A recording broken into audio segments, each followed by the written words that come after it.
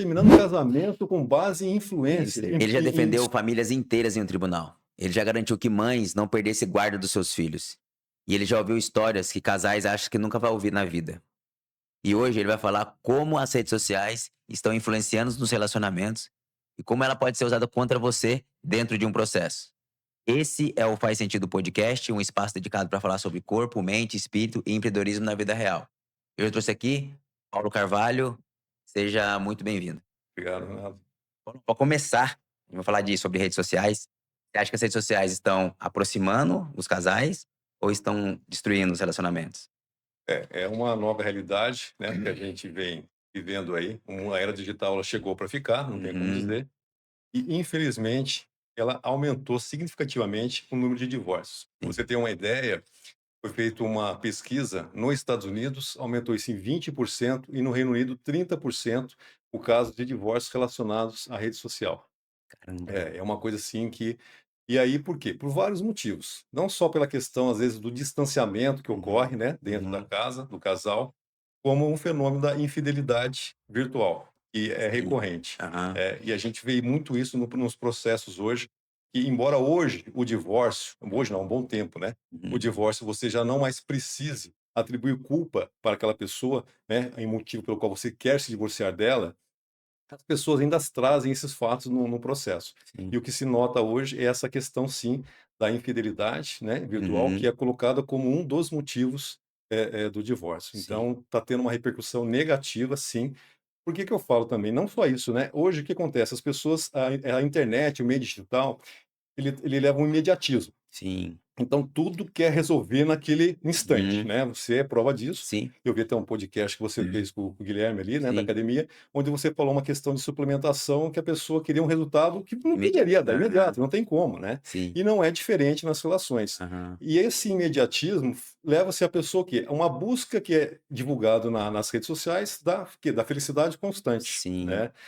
E a gente sabe que isso não acontece. E Aham. essa busca faz o quê? Que as pessoas estão ficando menos tolerantes também às frustrações. Isso. Então a pessoa achar, né, que um relacionamento vai ser uma fonte constante de satisfação e felicidade, ela está tendo uma visão distorcida da realidade dos problemas que as pessoas vivem num relacionamento a longo prazo, né. E isso acaba o quê? A rede social está fomentando isso, né. É aquele negócio, a grama do vizinho é mais verde, são aqueles stories de, minutos que a pessoa só vende felicidade, aí Isso. começa uma comparação e a pessoa: "Espera aí, essa é o que eu posso ter também", mas não é uma realidade, É. né. A felicidade, a gente sabe que não é algo linear, ela tem Sim. os altos e baixos, então é complicado.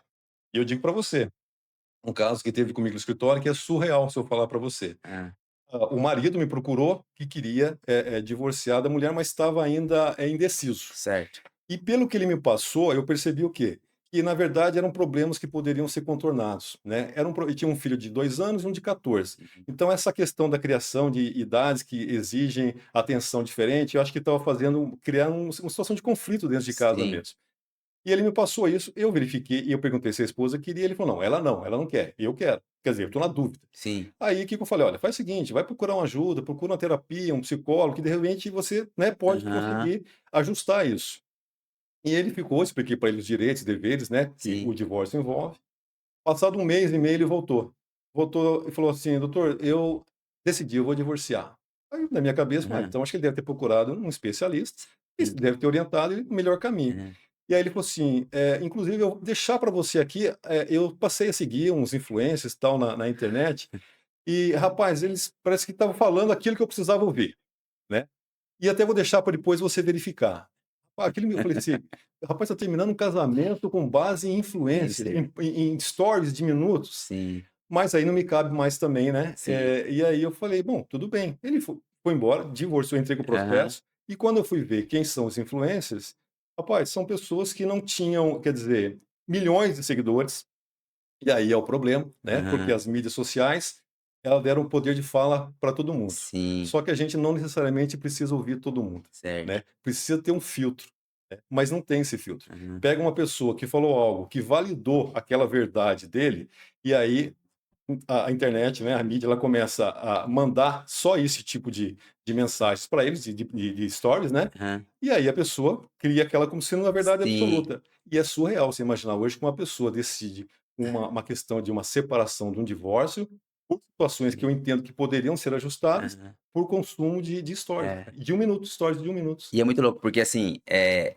tem vários seguidores, aí de certa forma também legitima. Exatamente, E aí ele não tem o contraditório, né, o algoritmo entende que ele quer ouvir esse assunto, só perfeito. manda mais do mesmo, aí ele fala: "Eu Sim, estou certo, exa vou separar". exato. E é exatamente isso. E o que acontece? As pessoas, assim, não generalizando, é Sim, lógico, mas muitas pessoas, elas dão uma maior credibilidade para aquele que tem milhões de seguidores. seguidores, do que eventualmente, de repente, um profissional habilitado que está lá Uhum. iniciando o seu trabalho na rede social, que não tem nem muitos seguidores, Sim, ou uma pessoa que faça, eventualmente, comentários ou reflexões mais pertinentes, né, e mais, assim, vamos dizer assim, palpáveis, né, não sim. assim, coisas absurdas, né, e Aham. infelizmente é o que a mídia está É. fazendo. E aí você pega assim também, não sei se você já reparou, já tem uns canais, uns tal de Red Pill das vida aí, você percebe que são, tipo assim, homens frustrados, Tá. e aí mete o pau na mulherada, aí o cara vai, compra a ideia e acaba tomando decisão precipitada, Exatamente. né. Que eu entendo que é o que de repente aconteceu nesse Acontece meu caso, sim, entendeu? É que você falou.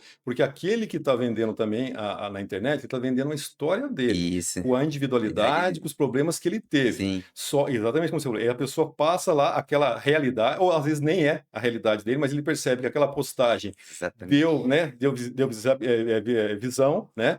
Ele ganhou mais seguidores, começou de repente a monetizar. Ah, vou explorar esse Vou tema. falar pra minha bolha. Exatamente, né? E aí é o que acontece, É, infelizmente. não, muito muito interessante. É. Ô Paulão, agora saindo um pouco do assunto, depois a gente volta. Como você lidar com durante o dia a dia, resolver conflitos de família e tudo mais, e chegar em casa e virar a chavinha e colocar modo Paulo? É, Como é que é esse desafio? rapaz, não é fácil. Eu falo que o direito de família, que é o que eu atuo muito, é o Aham, mais difícil do ramo do direito. Mais sim, difícil não pela literalidade da lei. A lei aham, não é complicada, sim, né?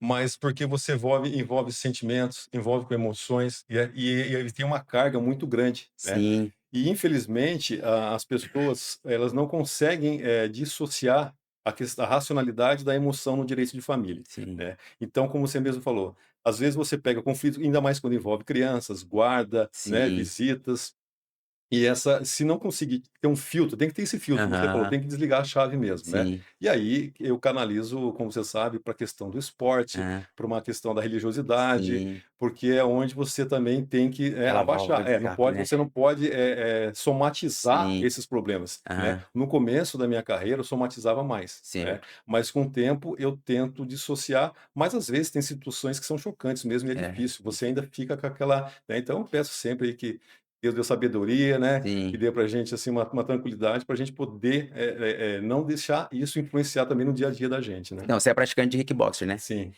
Ele, de certa forma, também ajuda a dissipar a energia, né, que você muito. ali é É, bem terapêutico, bem creio eu. terapêutico, você sabe isso melhor do que eu, você Aham. fala até com mais propriedade do que eu, na área do esporte. Você sabe que quando você faz esporte, aí eu não vou saber, você pode até pontuar, a Sim. gente libera vários Ah, com hormônios, né, certeza. hormônio do prazer, hormônio da felicidade, aquilo que te dá isso. Aham. Então, realmente, é uma maneira, Válvula de escape. uma válvula de escape, perfeito. Uma válvula de escape onde ali eu esqueço dos problemas, é Aham. onde eu sociabilizo também, né, e aí não se fala em Sim. trabalho. Você já passou por alguma situação, assim, pessoal, que fez olhar, assim, diferente o seu trabalho? Assim, dos próprios do dia a dia ali, as experiências que vêm? Ah, Tipo rapaz, eu já peguei casos, assim, que eu vejo que mexe muito comigo, Renan, quando envolve essas questões, assim, de criança, sabe? certo. Guarda, e hoje em dia tem uma coisa que a gente percebe muito, e aí eu que te falei, hoje em dia não, né, algo que realmente já existe, sempre existiu no direito de família, mas surgiu essa figura que o pessoal chama de alienação parental, Sim, né. O que que é alienação parental? Às vezes, pais ali, os 2 ou um dos 2, né, começa a criar situações para afastar o genitor do filho, né. poxa. Seja desqualificando ou seja criando situações veladas, que eu digo, para que a criança passe a ter uma rejeição, seja do pai ou da mãe. E Uhum. quando você depara com isso, e às vezes quando chega até, clientes, eu falo: "Olha, o caminho não é esse", né. Mas você fazer com que a pessoa consiga racionalizar isso, às vezes é muito difícil. E tem uns que fazem, às vezes, de uma maneira até inconsciente, mas tem uns que fazem de maneira consciente, Sim, né.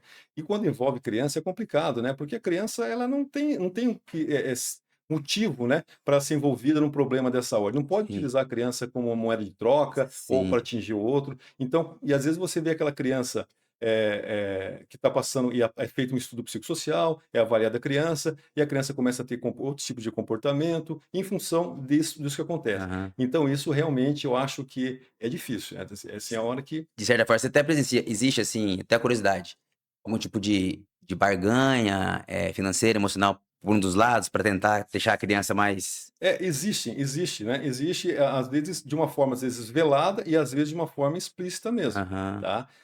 Ou utilizando a própria criança, ou chega até situações que já, né, chegaram até mim, da parte contrária, o pai falou: "Olha, se ainda não está a ação ajuizada, estava em vias de conversa, né, para discutir a questão do processo. Uhum. Olha, se eventualmente, eu não vejo ou eu vejo menos e eu pago tanto de pensão", como se fosse uma moeda de troca Sim. mesmo, né. Ou Aham. então, às vezes, a própria mãe fala, né: "Olha, se ele não pagar pensão, ele não vai ver a criança". Eu Nossa. falei: "Não, não é assim que funciona, Sim. são situações distintas, né". Uhum. Ele tem o dever de pagar a pensão e também tem o direito de ver a criança, e vice-versa, né. Certo. Se ele não fizer, não pagar a pensão, tem os meios legais para fazer com que ele pague. Uhum. E agora a criança não tem nada a ver com isso. Agora tem aqueles pais também que eu falo, que abandonam, tanto pai quanto mãe, né. No começo, não vai buscar o filho, aí a mãe chega: "Pô, olha, o pai não está visitando, ou a mãe não está visitando", não tem como impor isso na justiça, fazer com Uhum. que obrigá-lo a ver a criança. Claro, não existe no direito obrigacional uma coisa que você tem que obrigar, a parte que o pai tem que ter essa consciência, né. Sim, Eu sim. tenho que ver o filho, né. E mesmo Aham. aí eu fico e aí tem uma situação que eu já vi em alguns tribunais, do juiz aplicar uma multa. É. A gente pede que aplique uma multa por aquele pai. Já aconteceu e tem uns julgados nesse sentido. Aham. Só que aí eu te pergunto, como que esse pai vai visitar o filho sabendo que ele está indo, porque está indo Por obrigado obrigação. e que pagando uma multa? Qual Sim. vai ser esse momento que ele vai ter com o filho? Aham. Nenhum de qualidade. Sim. Ele vai irritado, vai, né? E então, quer dizer, são situações que, como te falo, direito de família é muito complicado. Aham. As pessoas, no processo de direito de família, não, às vezes não conseguem dissociar as mágoas que tiveram no passado, os motivos que levaram à separação, né? Para fazer com que a coisa flua de uma maneira tranquila. E é o que Sim. eu digo, depois separou, o casal não se dá bem, tudo certo, não tem Aham. problema. Agora eu falo, vão ter situações inevitáveis e situações evitáveis que eles vão ter que conversar e vão ter que estar juntos. O Sim. que seriam as situações inevitáveis? É um problema que tem que falar do filho, de escola, é de saúde, uma festa, uma formatura. Ou seja, os pais nem precisam ali ficar conversando, mas vão ter que estar no mesmo local. E Sim. aí precisa ter uma civilidade no coisa. Agora, quais são as situações inevitáveis? Ah, eu vou no cinema com a minha mãe, o senhor quer ir? Não, não vou. Ah, tem uma festa, mas eu preciso ir? Tem essa obrigatoriedade de ir? Sim. Não, não tem, né? E tem que tentar essa habilidade para não causar um desconforto no filho, Sim. né? Porque a Aham. gente percebe que na separação de às vezes o filho fica tentando, fica ali Equilibrar, né? equilibrar, e ele fica aquela preocupação: "Nossa, a minha mãe vai estar lá, meu pai vai estar, como é que vai ser a situação?", Sim. sabe? Então tem que tentar ajustar isso para que não Até aconteça pra esse deixar a tipo. criança um pouco mais livre, né, porque ela fica muito Exato, apreensiva, né. exato. E ela fica naquela situação: "Olha, se eu ficar com a meu pai vai ficar chateado? Não, minha mãe vai ficar chateada". Não Aham. pode deixar esse peso nas costas da criança, tem que Sim. ter, mas é difícil, é uma É, né. racionalidade que quando se envolve casal existe uma beligerância, briga, discussões muito, para você conseguir e tem situações que nunca vai Nunca acontecer, você, né. nunca vai acontecer, infelizmente não. Creio eu que, assim, normalmente essa inflamação acontece mais quando o relacionamento foi recentemente terminado, né. Que tem Eu acho essas picuinhas, vamos dizer eu assim. acho que isso é mais aflorado, tem quando é mais recente realmente Aham. acontece, o negócio está mais, né. Mas quando existe um litígio, existe às vezes um motivo da separação, que seja por uma traição, seja por uma mágoa muito grande, aí esse negócio fica mais exacerbado, Uhum. sabe? Porque aí a pessoa, quer dizer, traz aquele ressentimento, aquela mágoa, e aí começa a utilizar isso como eu te falei, como uma questão de punição para outra parte, Sim, né? sim. Então, quando é uma separação consensual, dificilmente isso ocorre. Uhum. Agora, quando é um divórcio litigioso mesmo, quando há divórcio que se estende por tempo, muito tempo, Sim. aí realmente acontece.